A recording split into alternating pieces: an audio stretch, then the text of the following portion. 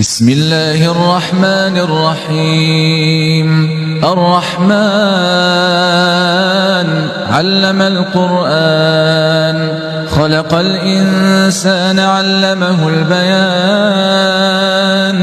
الشمس والقمر بحسبان والنجم والشجر يسجدان والسماء رفعها ووضع الميزان ألا تطغوا في الميزان وأقيموا الوزن بالقسط ولا تخسروا الميزان والأرض وضعها للأنام فيها فاكهة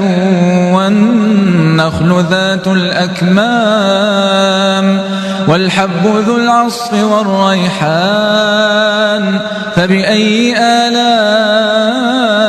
ربكما تكذبان خلق الإنسان من